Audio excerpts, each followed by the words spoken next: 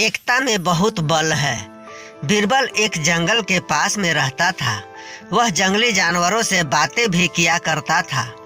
इशारों इशारों में एक बार कुछ महीने के लिए जंगल में निकला तो उसने देखा कि जंगल के पेड़ों पर कुछ हरा हरा लगा हुआ है। तो उसने यह जानने के लिए कि यह क्या चीज है।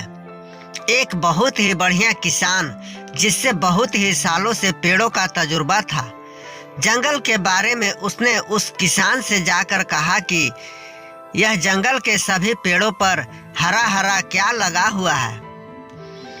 उस किसान ने कहा कि ठीक है, मुझे वहां लेकर चलो जहां के पेड़ों पर यह हरा हरा लगा हुआ है। बीरबल ने उस किसान को वहां ले गया जहां पेड़ों पर कुछ हरा हरा लगा हुआ था। वह पेड़ को देखकर किसान एकदम से चौंक उठा और कहा कि यह तो दीमक है जो हरी हो गई है। इस पर बीरबल कहता है कि क्या हमें चिंता की कोई बात है।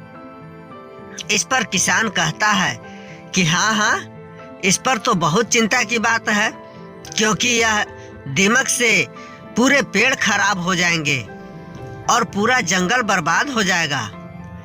इस पर बीरबल कहता है कि फिर तो हमें इस पर कुछ करना चाहिए। किसान कहता है कि हाँ, हमें कुछ न कुछ तो करना ही चाहिए।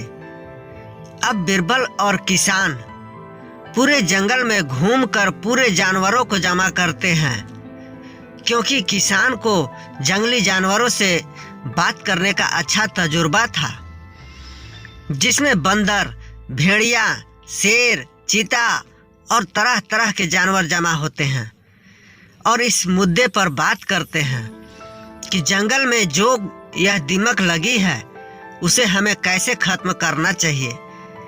इस पर सब अपनी अपनी राय देते हैं, लेकिन किसी को भी इस हरी दीमक के बारे में पता नहीं था सिवाय किसान के।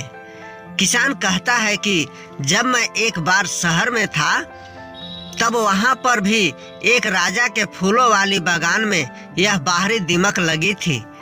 उन्होंने कोई तेल उस पर लगाया था तो पूरी दीमक जल गई थी और पेड़ सुरक्षित हो गए थे, और उस तेल की वजह से पूरी दीमक पेड़ पर से हट गई थी। यह सुनकर बीरबल कहता है फिर तो हमें वह तेल चाहिए।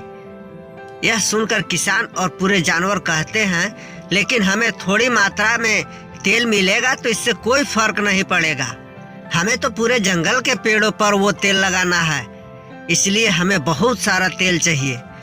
यह सुनकर बीरबल कहते हैं कि फिर तो हमें पास के गांव में जाकर देखना ही पड़ेगा कि वह तेल है या नहीं। इस पर किसान कहता है यहाँ पास के गांव में वह तेल जरूर मिलेगा, लेकिन उसे लाने में बहुत रिस्क है। यह सुनकर बीरबल कहते हैं कि हाँ, रिस्क है तो चलेगा, क्योंकि हमारा जंगल अगर खत्म हो गया तो हमें वैसे ही इसको झेलना पड़ेगा। किसान और बीरबल ने मिलकर एक प्लान बनाते हैं गांव से वह तेल कैसे लाए जाएंगे जिसकी वजह से जंगल के पेड़ों को से दीमक को हटाया जाए।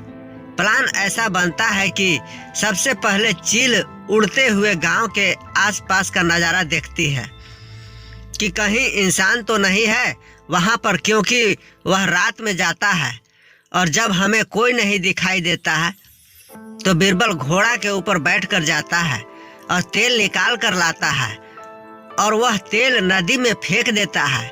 नदी में मगरमच्छ उसका इंतजार कर रहा होता है। मगरमच्छ अपने मुंह से तेल के ड्राम को पानी में बहा करके किनारे पर लाता है।